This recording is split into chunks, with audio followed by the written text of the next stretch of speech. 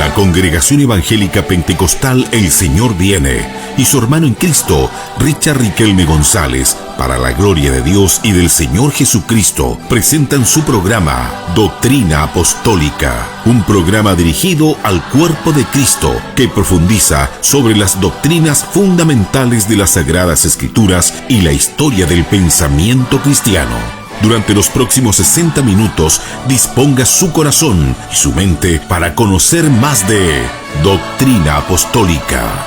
Bienvenidos.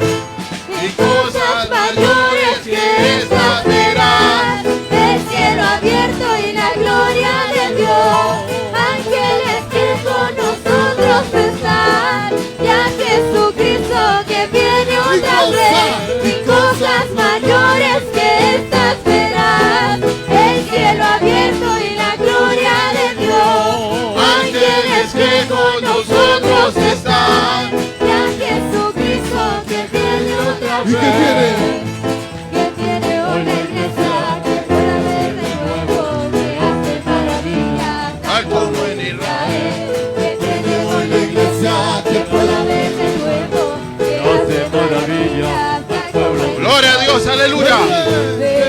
Santo. A Jesús de Nazaret. Venid, venid, a Jesús de Nazaret.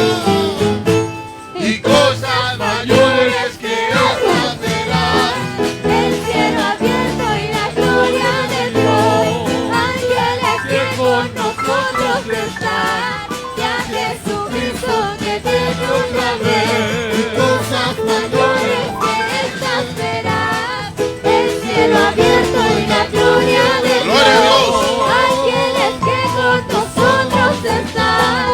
Santo, aleluya. Eso, hermano, acompáñenos con las palmas de alabanza, aleluya.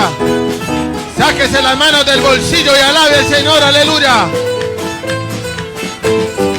Gloria a Dios para siempre. Gloria a Dios, gloria a Dios. ¿Cuántos pueden dar toda la gloria al Rey de Reyes y Señor de Señores? Aleluya. Gloria a Dios para siempre a su nombre.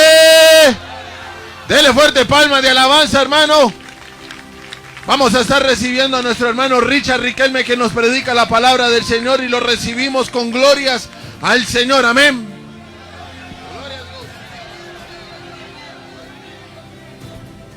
Amén, demos más gloria al Señor, amén, gloria a Dios, gloria a Dios, gloria a Dios, gloria a Dios, gloria a Dios para siempre. Demos palma de alabanza al Señor.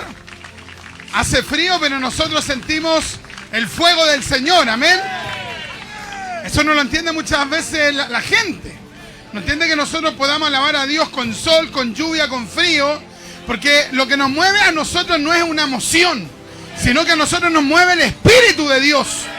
El Espíritu de Dios nos mueve, el Espíritu de Dios nos impulsa, el Espíritu de Dios nos lleva a predicar la palabra de Dios. Y es por eso que la gente nos dice, oye, que son fanáticos.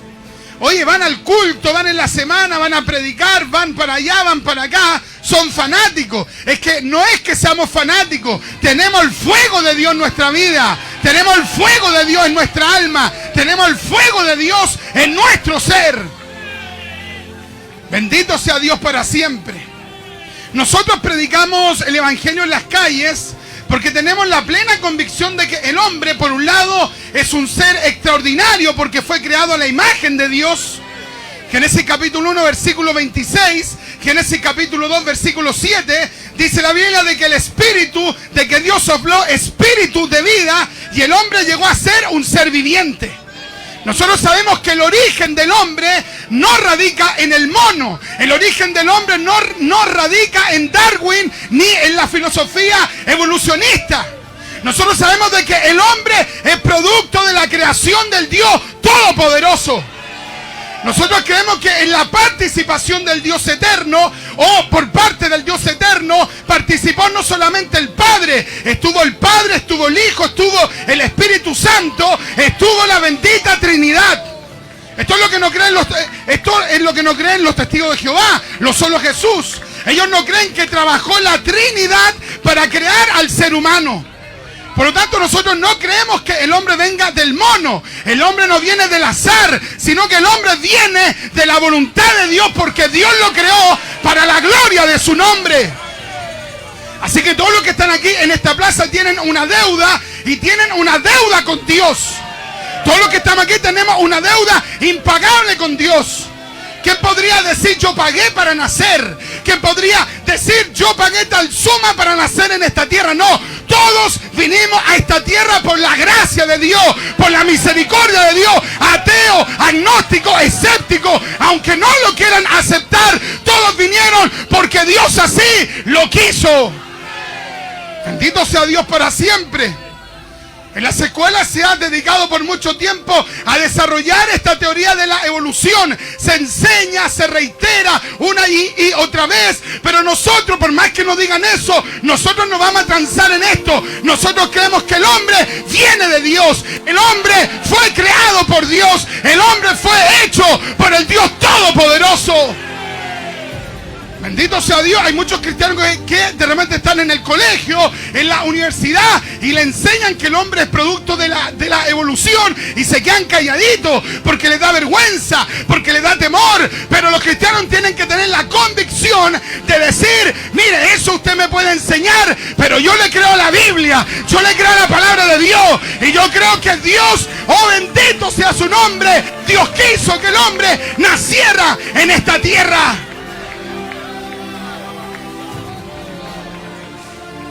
Hay otros por ahí que dicen que el hombre viene de los extraterrestres.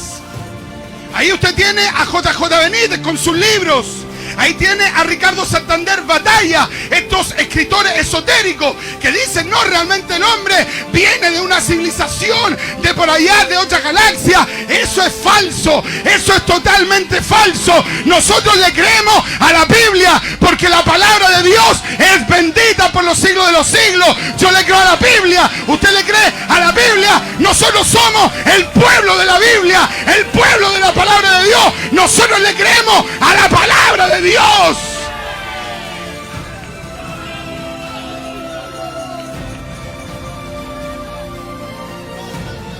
Un día yo estaba en una clase de Derecho Civil en el instituto, y el profesor dijo: ¿y pensáis que hay gente que cree que Moisés escribió el Pentateuco? Ja, ja, ja, ja.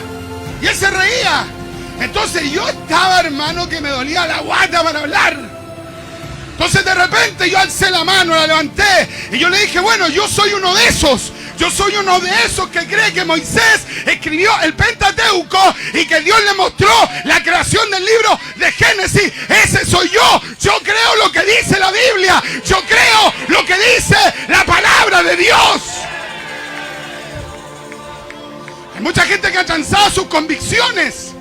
Está en la universidad, cambia sus convicciones. Va al colegio, cambia sus convicciones. Va a su trabajo, cambia sus convicciones. Pero nosotros no podemos cambiar nuestras convicciones, porque dice la Biblia: sécase la hierba, marchítase la flor, mas la palabra del Dios nuestro permanece para siempre.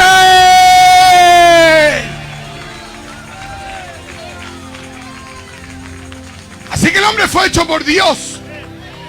El hombre tiene la bendición de tener la imagen de Dios. ¿Qué implica que el ser humano tenga la imagen de Dios? Implica que ese ser humano tiene la capacidad de pensar, tiene la capacidad de sentir y tiene la capacidad de actuar, de tomar decisiones. Bendito sea Dios. Usted no va a ver nunca la imagen de Dios en un gatito, en un perrito o en un animalito. No, los que tenemos la imagen de Dios somos los seres humanos. Ahora, esto es una tremenda bendición, pero también es una responsabilidad. Todas las personas que tienen la imagen de Dios tienen la responsabilidad delante de Dios. No pueden excusarse por sus actos, porque Dios les dio inteligencia para asumir sus responsabilidades. Quiero darle un ejemplo. Por ejemplo, si anda un perrito por allí, una perra en celo, y vienen otros perritos y se la quieren montar, nadie va a ir a decirle al perrito, eres un inmoral, eres un corrupto, un indecente. No, ¿por qué no decimos eso? Porque ese perrito no tiene conciencia, ese perrito no tiene inteligencia, ese perrito no tiene voluntad. Pero los seres humanos, claro que tenemos conciencia, claro que tenemos voluntad. Por eso somos responsables ante el Dios Todopoderoso. ¡Qué tremendo, hermano! Así que nosotros tenemos la bendición de tener la imagen de Dios. Ahora, ¿cuál fue el problema de este hombre? Que este ser humano se rebeló en contra de los preceptos de Dios. Dice la Biblia ahí en Génesis capítulo 3, de que el hombre se rebeló en contra de Dios. Y al rebelarse este hombre en contra de Dios, ese pecado pasó a toda la humanidad. ¿Sabía usted que hay gente que no cree que el ser humano es un pecador? Le voy a mencionar solamente algunos nombres. El filósofo francés Jean-Jacques Rousseau fue uno de los principales filósofos que cuestionó la doctrina cristiana desde la universidad allá en Francia y en Suiza. Él comenzó a cuestionar lo que decía la Biblia. Él decía, el hombre no nace pecador, el hombre se hace pecador. Queridos, nosotros creemos que el hombre nace pecador. Y escúchame, nace pecador y comienza a profundizar su maldad aquí en la tierra. Bendito sea Dios. Entonces este hombre perfecto se corrompió delante de Dios, y este hombre se terminó rebelando en contra de Dios, y ese hombre, producto del pecado, se separó de Dios. ¿Qué significa esto, amado? Que el pecado nos separa de Dios. Nadie podría decir, oh, yo estoy pecando y este pecado me lleva a buscar más de Dios. No, el pecado te aleja de Dios. El pecado te quita el deseo de ir a la iglesia. El pecado te quita el deseo de leer la Biblia. El pecado te quita el deseo de orar. El pecado te separa de Dios. ¿Dónde sale esto en la Biblia? Isaías capítulo 59, versículo 2 dice, y vuestros pecados han hecho una separación entre ustedes y Dios. ¡Qué tremendo, hermano! Entonces, es por eso que muchas personas no quieren oír el evangelio, no quieren oír la palabra, porque su pecado los va alejando de Dios. Su pecado los lleva tan lejos de Dios que los lleva al infierno eterno. Ahora, donde Dios nos ama, donde Dios no quiere la muerte del impío, donde Dios no quiere que el hombre se pierda, hace 2000 años atrás envió al bendito, envió al glorioso, envió al sublime, envió al excelso, envió al majestuoso, envió al que vive por los siglos de los siglos, envió al más bendito. ¡Oh, qué tremendo! Envió a Jesucristo, el Hijo del Dios viviente. Denle un aplauso al Señor, porque es una maravilla.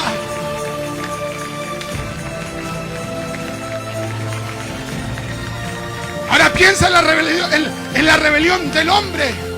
Mira lo que dice la Biblia. En San Juan capítulo 1, versículo 11 dice, a los suyos vino y los suyos no le recibieron. Pero mira lo que dice, a lo suyo vino. ¿Qué significa esto, a lo suyo? Significa que Jesús, al venir a este planeta, al venir a Israel, Él estaba diciendo que este universo, que este planeta, que este pueblo de Israel y que la humanidad completa era propiedad de Cristo.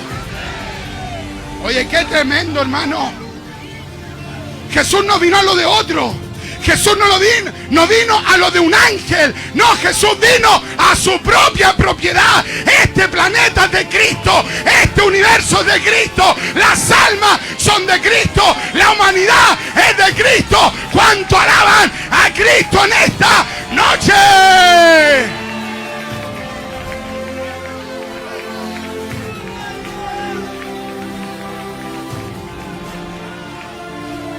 Así que todas estas personas que están aquí son de Cristo. No se quieren convertir, pero son de Cristo. Ahora tú hoy día puedes pasar de muerte a vida, puedes pasar de condenación a salvación si aceptas a Cristo, el que murió por nosotros en la cruz del Calvario, el que vino a buscar y a salvar lo que se había perdido. Este es el Cristo de la gloria, este es el Cristo bendito por los siglos de los siglos. Ya estoy terminando. Había un profesor de la Universidad de Oxford que se llamó C.S. Lewis, también pronunciado como C.S. Lewis. Entonces este hombre era un ateo, era un hombre que no creía en Dios, que no creía que el hombre nacía pecador, que no creía en la Trinidad, no creía en nada. Tremendo, hermano. ¿Y sabe qué? El que se cree ateo se cree más inteligente, se cree sabio, se cree sabiondo. Dice, ellos creen, en cambio yo no creo. Pero ¿qué es lo que dice la Biblia? Dice el necio, no el intelectual. Dice el necio, en su corazón no hay Dios. ¿Cómo califica la Biblia al ateísmo? Una necedad.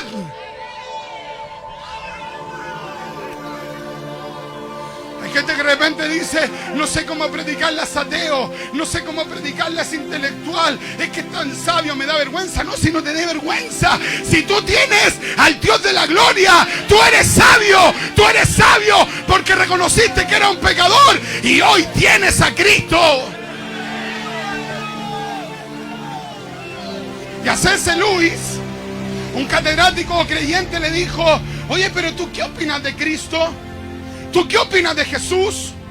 Entonces, C.S. Lewis le dijo, no, para mí Jesucristo es una creación de la religión. ¿Ha escuchado eso, no? ¿Cuánta gente que dice, no, si a Jesús lo creó la religión, lo crearon los judíos, es una invención de una leyenda, de un mito judío? No.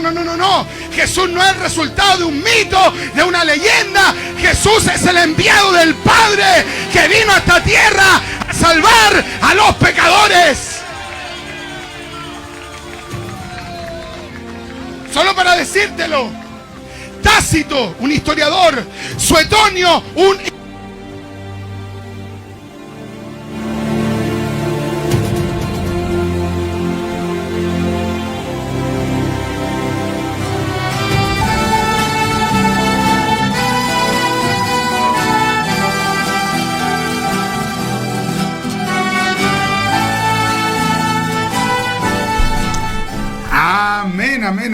Amén. Que el Señor les bendiga grandemente, mis queridos hermanos.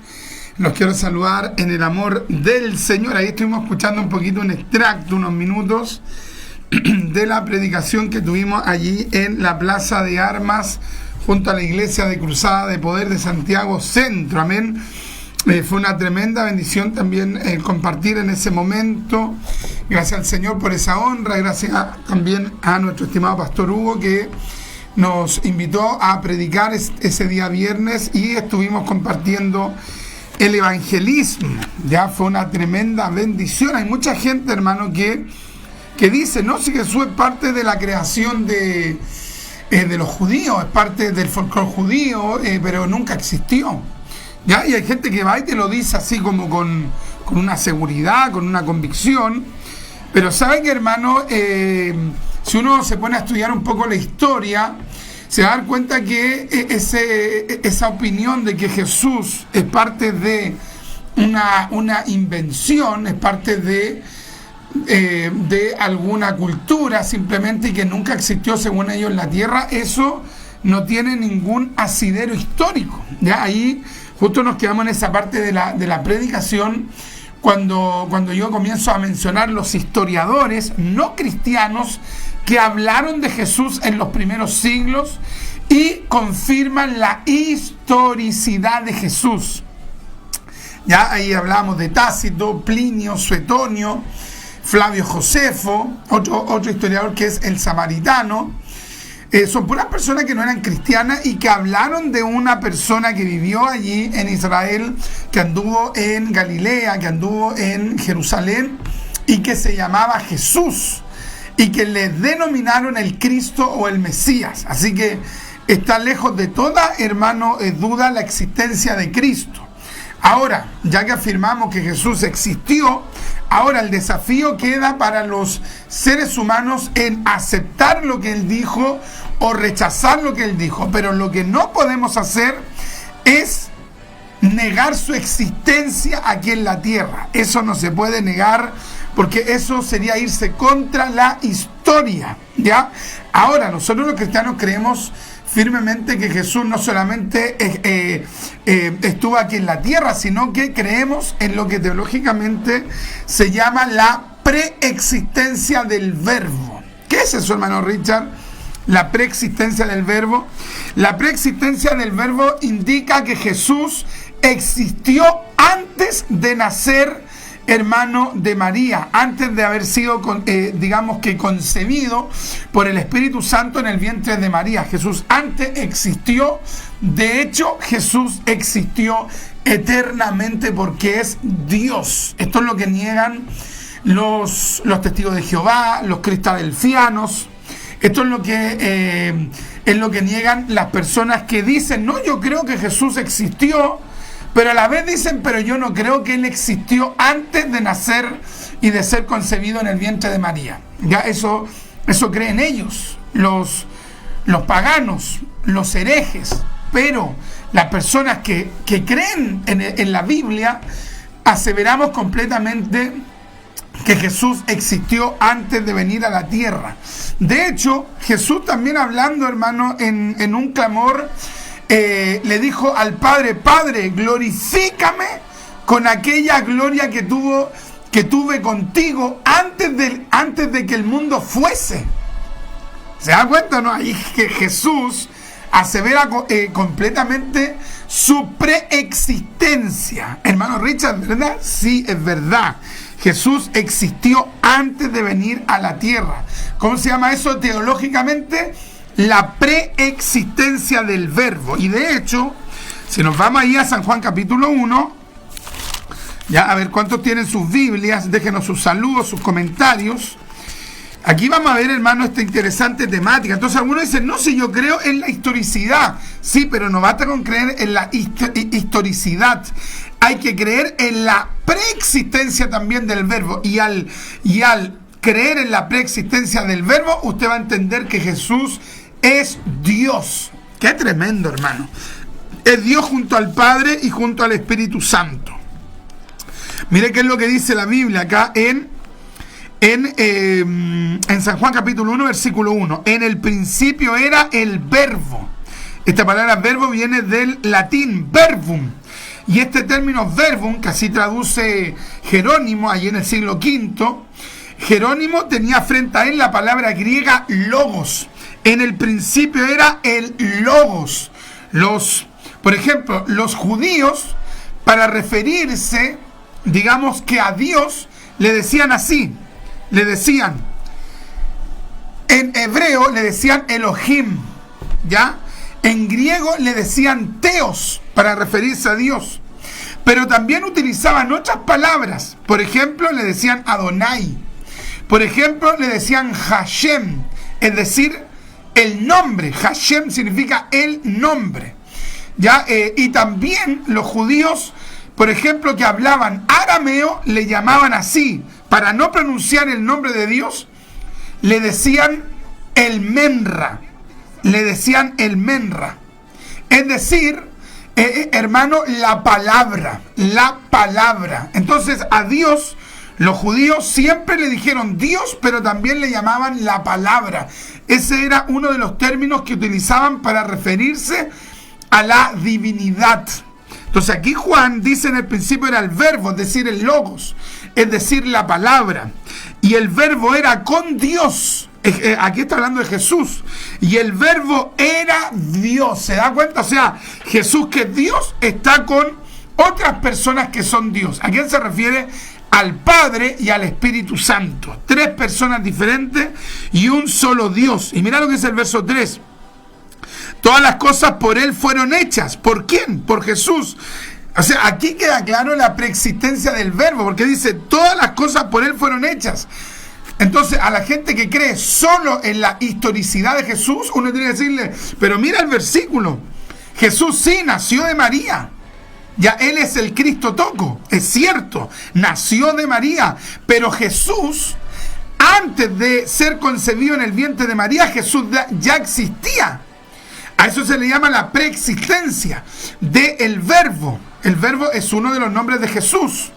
Ahora, ese Jesús no solamente existió antes de nacer aquí en la tierra, del vientre de María, sino que Él existió desde siempre. Y esto lo clarifica Juan porque nos dice que todo fue creado por medio de Jesús, junto al Padre indudablemente y junto al Espíritu Santo. Y es por eso que aquí vemos, vamos ahí a San Juan capítulo 1, versículo 14. Mira lo que dice. Y aquel Verbo, Jesús, está hablando de Jesús antes de que viniera a la tierra, antes de que Jesús, digamos que naciera del vientre de María, antes, en su existencia anterior, a eso se le llama la preexistencia, antes de nacer aquí en la tierra, se le llamaba el Verbo. Ya, el Verbo, en español el Verbo, lo que es sinónimo de palabra. En griego le llamaban logos. Se está hablando de Jesús. Y aquel Verbo, o Jesús, antes de nacer aquí en la tierra, dice, fue hecho carne y habitó entre nosotros. Qué lindo, hermano. Y vimos su gloria, gloria como del unigénito del Padre, lleno de gracia y de verdad. Qué lindo. Verso 18. A Dios nadie le dio jamás el unigénito Hijo. Aquí se le llama Hijo a Jesús. En el capítulo 1 Juan le llama Verbo y Juan también le llama Hijo. ¿A quién? A Jesús. A Dios nadie le dio jamás el unigénito Hijo que está en el seno del Padre, es decir, en una íntima comunión con el Padre. Él le ha dado a conocer. Qué lindo, hermano. Así que nosotros los cristianos tenemos que tener esa claridad. Jesús existió absolutamente, Jesús existió en la tierra, Jesús nació de María, pero Jesús existía eternamente desde antes.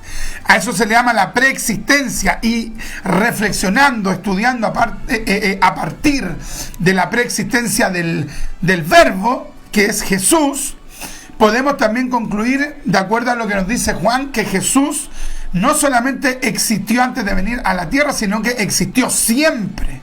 Ha existido eternamente porque es Dios junto al Padre y al Espíritu Santo. Un cristiano tiene que tener súper claro eso. Y ¿sabía usted, hermano, que de repente esas cosas no se tienen claras? En muchas iglesias los hermanos todavía no comprenden esto. En Jesús hay una doble naturaleza. Ya cuando Jesús nace del vientre de María, en él se manifestó una doble naturaleza. Hay una doble naturaleza. Los teólogos le llaman aquello ya unión hipostática, es decir, unión de naturaleza. Jesús es totalmente Dios y Jesús es totalmente hombre. Ya por eso es Dios hombre, según lo que nos enseña primera de Timoteo capítulo 3 versículo 16. E indiscutiblemente grande es el misterio de la piedad. Dios fue manifestado en carne. ¿En quién? En la persona del Mesías. Así que nosotros tenemos que tener completamente claro eso. Y lamentablemente las sectas de manera sistemática atacan esto. Atacan a Jesús. Atacan la persona de Jesús. Y por otro lado, nosotros vemos, hermano, entre los cristianos que de repente, lamentablemente, no se conoce esto, ¿ya? Siempre han atacado a la persona de Cristo, han atacado su historicidad, han atacado su divinidad. Por ejemplo, el caso de este terrible, hermano, filósofo prusiano alemán, Friedrich Nietzsche, el que dijo que Dios no existía, hermano.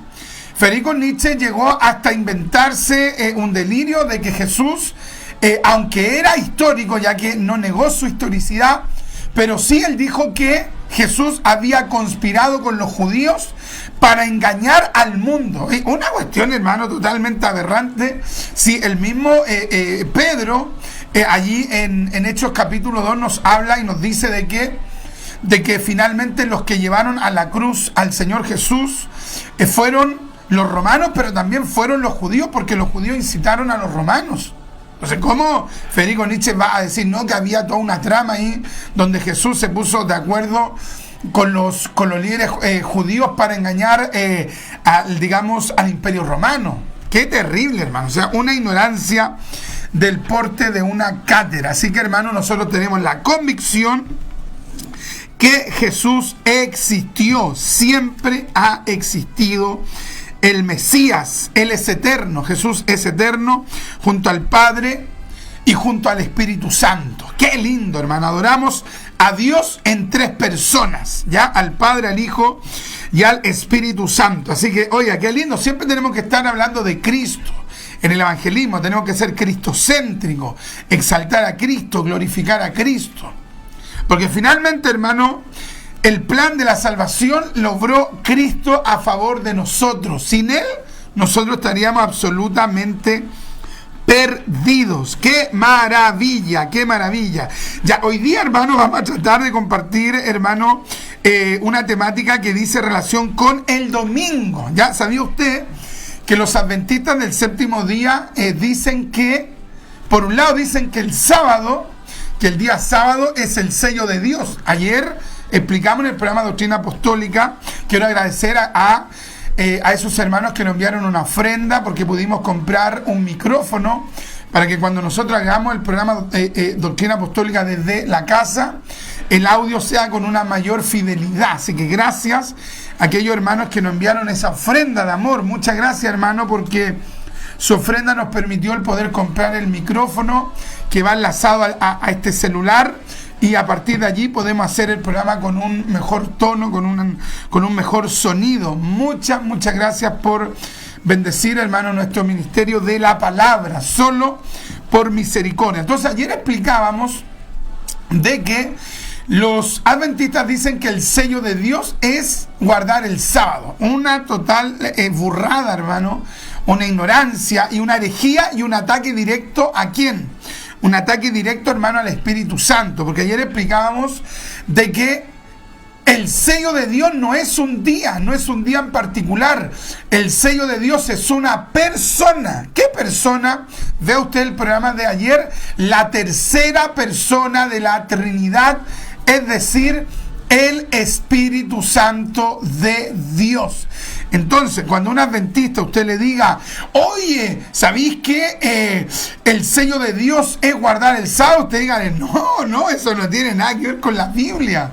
Porque el apóstol Pablo lo explicó claramente en diferentes libros, de que el sello, las arras, la garantía de que somos salvos es que tenemos al Espíritu Santo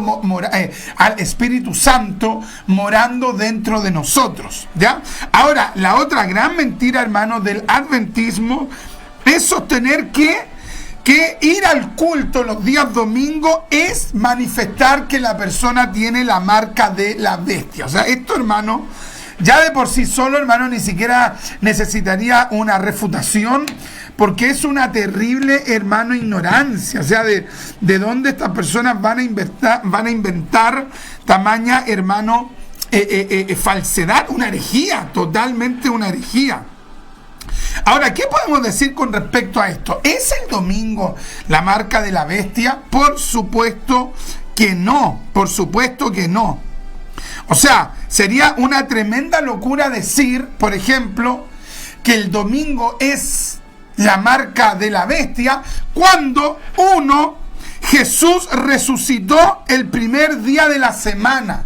Es decir, Jesús resucitó un domingo. O sea, ¿qué vamos a decir? ¿Que Jesús practicó la marca de la bestia? O sea, absurdo, hermano. Entonces, cuando un adventista a usted le diga, ¿sabe qué? Ustedes, los evangélicos, los protestantes, tienen la marca de la bestia porque los domingos van a la iglesia y van al culto en la mañana, al mediodía, en la tarde, en vez de hacer los cultos el sábado. Usted tiene la marca de la bestia. Usted dígale, oye, ¿cómo se te ocurre decir tamaña estupidez? Te lo digo con todo el respeto, pero Tú dices que el domingo es la marca de la bestia y resulta que un día domingo resucitó Cristo, el primer día de la semana. Cuando usted lea en la Biblia que diga el primer día de la semana, eso es sinónimo de domingo. Anótelo usted por allí. Domingo. Vamos a seguir a la escritura, nos quedan pocos minutos.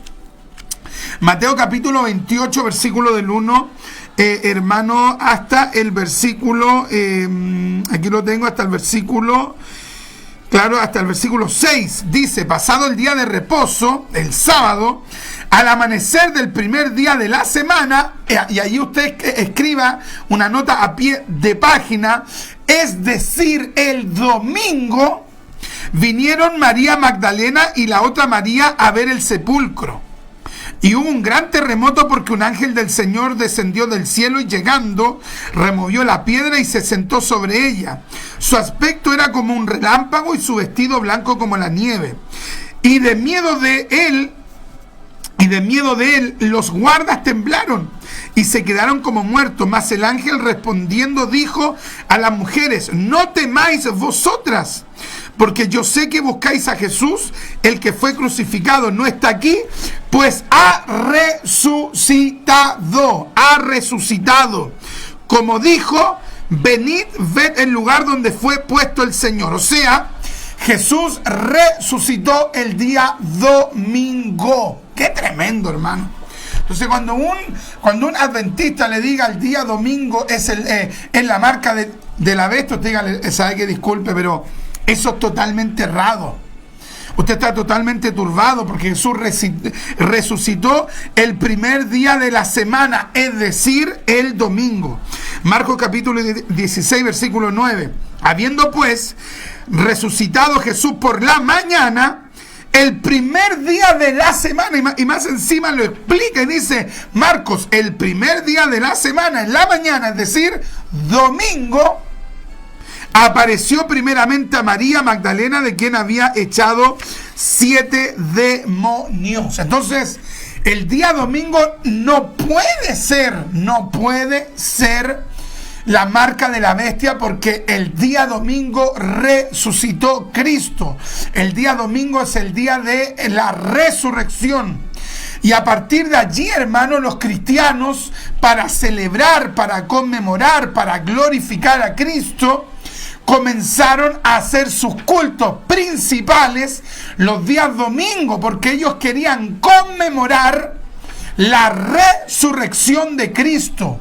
De hecho, el apóstol Pablo dijo que la centralidad de su mensaje era Cristo y resucitado, crucificado y resucitado. Pablo dijo, si no hubiera resurrección, vana sería nuestra predicación. Entonces Pablo le dio un valor, así como la iglesia primitiva, a la resurrección de Cristo de una manera pero tremenda, a tal punto que los cristianos querían reunirse. La iglesia primitiva quería reunirse los domingos para hacer culto. ¡Qué tremendo! Ahora, ¿por qué más los cristianos querían hacer culto los días domingos y no el sábado? Porque el sábado ellos eran judeocristianos y el sábado iban a la sinagoga para predicarle a los judíos que no habían aceptado a Cristo. Entonces ellos querían predicarle, y el día domingo hacían el culto en casas entre los judeocristianos, celebrando ¿qué? La resurrección del Mesías. ¡Qué tremendo, hermano! Ahora, ¿qué más ocurrió, hermano, el día domingo? Ese día domingo que Cristo resucitó es el mismo día domingo en que se les apareció a los discípulos.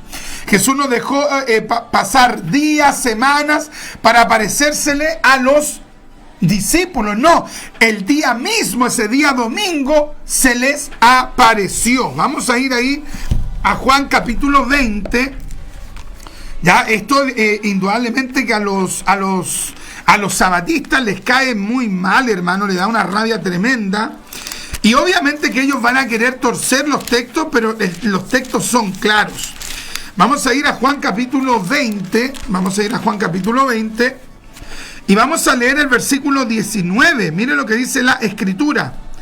Cuando llegó la noche de aquel mismo día, y después dice el primer día de la semana, el primer día de la semana, estando las puertas cerradas en el lugar donde los discípulos estaban reunidos por miedo de los judíos, vino Jesús y puesto en medio les dijo: paz a vosotros, paz a vosotros. Oye, qué tremendo, hermano. Impresionante. Allí se le apareció Cristo, hermano, de una manera pero tremenda. Día de la resurrección, hermano, en el día de la resurrección, el día domingo, Jesús se les apareció a los discípulos. Tres, ¿qué ocurrió más un día domingo? Ya el día domingo, hermano, el día domingo, mire, ¿qué más ocurrió? En un día domingo, Pablo hizo culto. Oye, Pablo, el gran escritor, hermano, de las 13 epístolas, Pablo dijo: ya este día domingo nos vamos a reunir, vamos a hacer culto. ¿Qué vamos a decir? Hay que decirle a los adventistas: ¿qué crees tú? ¿Qué crees tú? ¿Que Pablo tenía la marca de la bestia porque celebró culto el día domingo? O sea, hermano, no resiste el menor análisis. Pablo hizo culto un día domingo con los hermanos en Troas. Léase Hechos capítulo 20, versículo del 6 al 8. Ya del 6 al 8. Léalo usted allí luego. O mejor vamos a leerlo de inmediato. Mire, dice así: y nosotros, pasados los días de los panes sin levadura, navegamos de Filipos, y en 5 días nos reunimos con ellos en Troas, donde nos quedamos 7 días.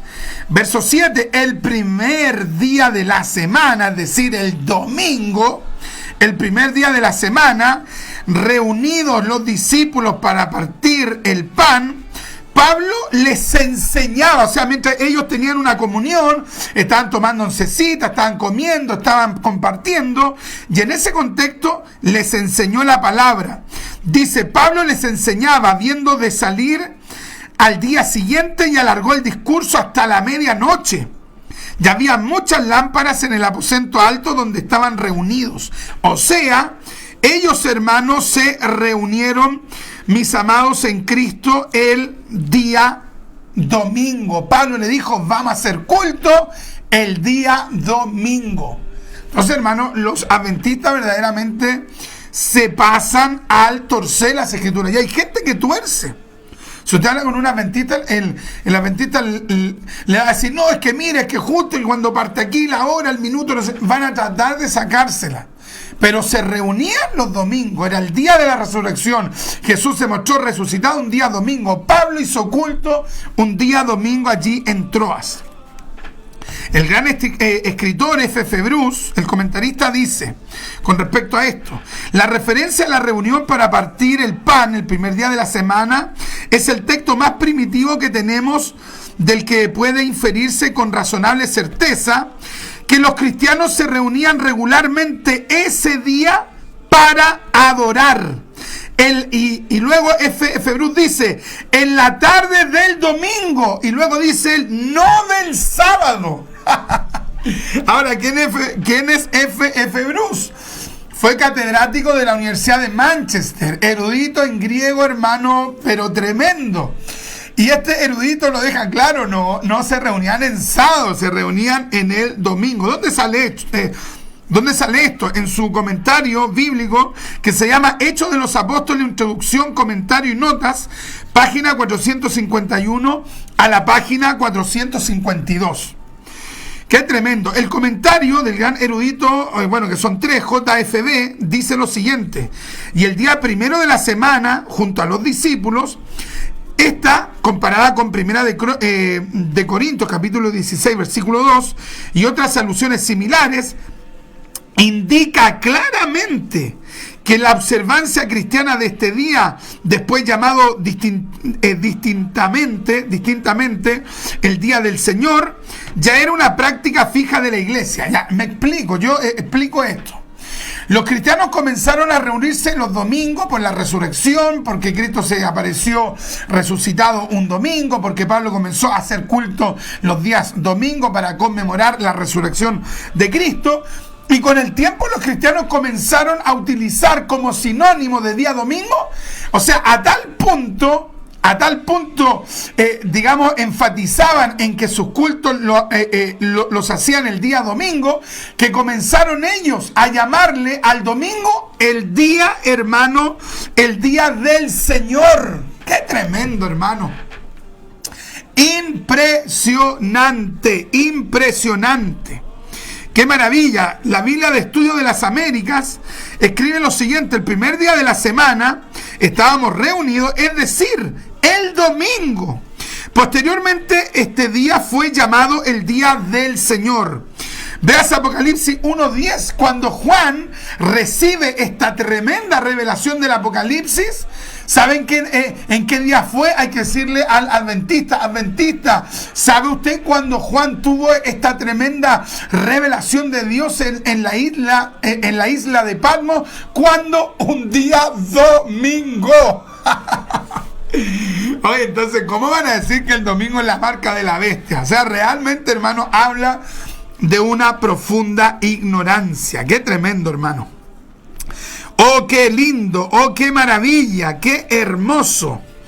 El exegeta Craig L. Bloomer, comentando esto, escribe, comillas, esto habla de que ya desde los principios los cristianos no se reunían el sábado, sino el domingo, aunque según las leyes romanas no era un día de fiesta. Veas en su libro de Pentecostés a Patmos, una introducción a los libros de Hechos a Apocalipsis, página 81. Yo me tengo que leer todo esto para recibir, hermano, estos comentarios de estos eruditos. J.G. Parker, comentando acerca de esto, de cómo ellos se reunían a hacer el culto el domingo, él escribe lo siguiente: Lucas describe esto sencillamente como algo natural para los cristianos. Los cristianos ya estaban acostumbrados a reunirse el primer día de la semana, una costumbre bien arraigada. Pablo acababa de escribir a los corintios en cuanto a ofrendar cada primer día de la semana, el domingo. Primera de Corintios 16, 1 y 2. El apóstol Juan estaba en el Espíritu en el día del Señor, es decir, el domingo, cuando vio la visión del Cristo glorificado.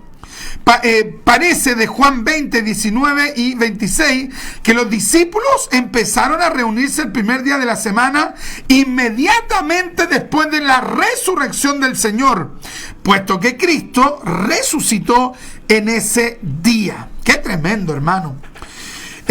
Allison, en la página 306, en su libro Estudios también sobre los Hechos, escribe lo siguiente, abre comillas: mucho antes de que se convirtiera al cristianismo, el emperador romano ya se observaba el día del Señor. ¿Ya? Porque, ¿qué es lo que dicen los adventistas? Los adventistas dicen, no, es que lo que pasa es que un emperador pagano impuso guardar el domingo y que a partir de allí todos los cristianos por obligación comenzaron a guardar el domingo o a hacer culto el domingo. Pero que en realidad eso nunca se hizo en la iglesia primitiva. Eso es totalmente falso. Y Allison explica esto y dice que antes del decreto de Constantino, ya los cristianos llevaban celebrando el culto el día domingo por lo menos más de 250 años. ¿Se dan cuenta? No, o sea, cuando un adventista le diga, no, es que lo que pasa es que un emperador impuso que los cristianos celebraran el culto el día domingo, usted dígale, no, si usted está equivocado, porque los cristianos antes de ese decreto, los cristianos ya celebraban el culto el día domingo como el culto del Señor o el culto de la resurrección por lo menos unos 250 años. ¡Qué tremendo! Ahora, ¿qué significa esto? ¿Que los cristianos guardamos el domingo a la manera como la guardan los adventistas el día sábado? No, nosotros celebramos el domingo el culto porque es el día de la resurrección, pero no significa que los otros días nosotros no vamos a ir al culto o que vamos a tener una vida liviana. No. O sea, nosotros no practicamos hacer culto el domingo como diciendo cambiemos el día de sábado a domingo. No. No, nosotros celebramos a Cristo todos los días. Y el domingo podemos reconocer bíblicamente y conmemorar el día de la resurrección. ¿Qué más ocurrió? ¿Qué más ocurrió un día domingo? Mire, siéntese allí, por favor. El día domingo, ¿sabe qué es lo que ocurrió un día domingo? Ocurrió, hermano, el derramamiento del Espíritu Santo en Pentecostés. Oh, ¡qué tremendo! Cuando las adventistas dicen que el domingo, hermano, es la marca de la bestia, oye, qué terrible, hermano. O sea, es una ignorancia, hermano, terrible. ¿Cuándo se derramó el Espíritu Santo? Un día domingo. ¿Por qué? Mire, dice, el derramamiento del Espíritu Santo fue en Pentecostés, que por ley, ¿cuándo comenzaba el Pentecostés? Por ley, era el primer día de la semana. Léase Levítico capítulo 23, versículo 16. Es decir, por ley se celebraba Pentecostés el día domingo. Oh, yo no sé si alguien dice gloria a Dios, gloria. Oiga, no va a faltar el hermanito que va a decir, entonces yo voy a ir a la iglesia solo los domingos. No, porque los cristianos también se juntaban otros días. De hecho, los cristianos iban constantemente. Lea usted, hermano, por ejemplo, que en el caso de Juan, creo que es de Juan y de Pedro, a ver si encuentro el texto, estamos contra el tiempo, hermano, se nos fue el tiempo, a ver qué tenemos por acá, ¿qué tenemos por acá? Dice Pedro, Hechos capítulo 3, versículo 1, Pedro y Juan subían juntos al templo a la hora novena, la de la oración. ¿Qué significa esto? Que ellos iban de manera constante, cotidiana, permanente, hermano, al templo. No solamente ellos iban como judíos un sábado, no, ellos iban constantemente a reunirse. ¡Qué tremendo, hermano! Una maravilla. ¿Qué tenemos por acá? Mire, quinto evento que ocurre un día domingo. Dice, en el mismo primer día de la semana, Pedro predicó el primer mensaje evangelístico donde miles de personas se convirtieron. Es decir, la primera campaña evangelística que hizo la iglesia fue un día domingo. Oh, Hechos capítulo 2, versículo 14. Qué lindo, hermano. Sexto, en ese primer día de la semana se convirtieron, imagínate tú, 3.000 conversos, o sea, 3.000 personas se convirtieron a Cristo y pasaron a ser hijos del Señor. Hechos 2:41. Oye, habría que decirle a la adventista, ¿qué crees tú que esos 3.000 tenían la marca de la bestia? O sea, realmente está totalmente equivocado. De hecho, en ese primer día se celebraron una cantidad de bautismos en agua tremenda. Aparte del bautismo del Espíritu Santo, se realizaron una serie de bautismos en agua. Hechos 2:41. Es decir, un domingo se celebraron miles de bautismos en agua. ¡Qué tremendo, hermano! Octavo, Pablo instruyó a los creyentes de Corintio que hicieran contribuciones, es decir, que bendijeran a la obra el primer día de la semana, es decir, Primera de Corintios capítulo 16, versículo 2. ¡Qué lindo, hermano! ¡Qué lindo! El primer día de la semana Cristo se le reveló a Juan en la isla de Patmos. La Biblia dice en Apocalipsis 1:10, yo estaba en el Espíritu en el día del Señor. Día del Señor es sinónimo de domingo. Yo estaba en el Espíritu en el día del Señor, es decir, en el domingo, y oí detrás de mí una gran voz como de trompeta. ¡Qué tremendo, hermano! Nótese este gran detalle. Veamos cómo traducen algunas Reina Valeras antiguas. Veamos veamos la Biblia del Oso. La Biblia del Oso de Casiodoro de Reina del año 1569. Mira cómo dice.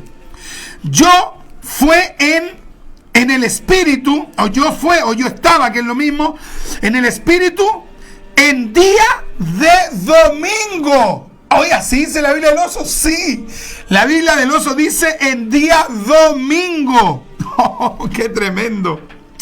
La Biblia, hermano, del Cántaro del año 1602, estas son Reina Valera antiguas, dice, yo fue en espíritu, en día también dice domingo.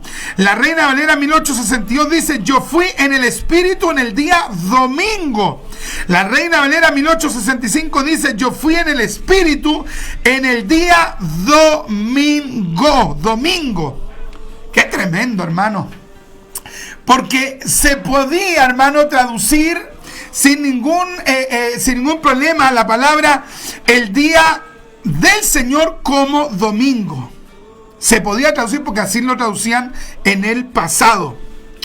La palabra española Señor en el contexto de este versículo halla su equivalente en el latín, en los términos dominus y en los términos dominicus. Y en el texto en cuestión, en el Nuevo Testamento griego, aparece la palabra kuriake, que significa lo mismo, hermano, que decir el Señor, el amo, el dominador, etcétera, etcétera, etcétera.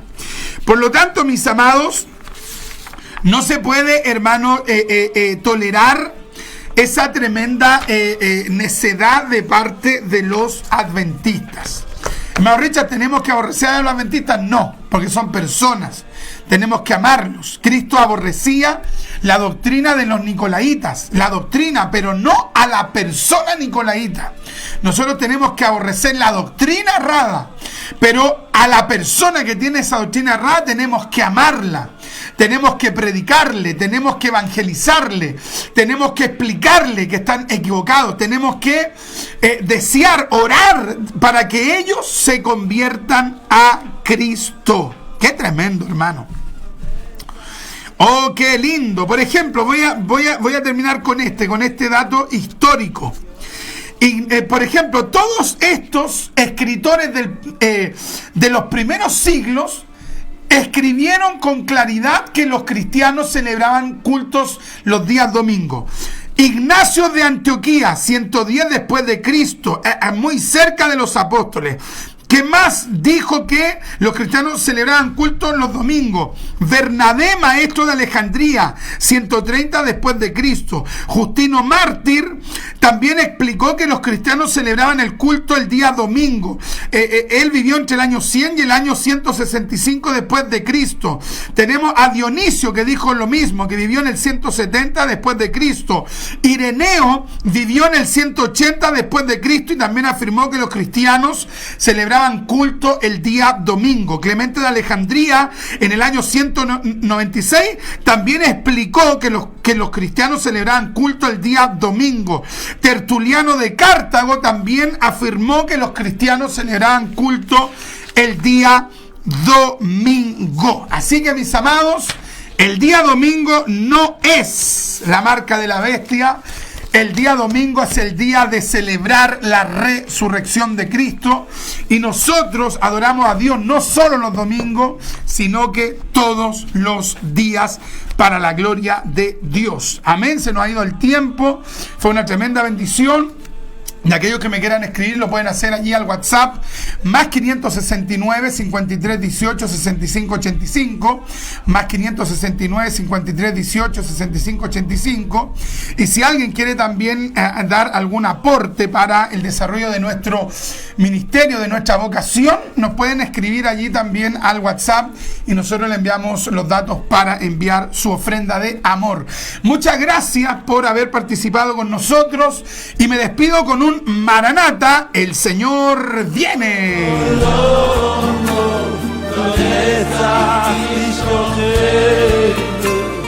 Usted escucha a esta hora su programa radial, Doctrina Apostólica, junto a nuestro hermano Richard Riquelme González.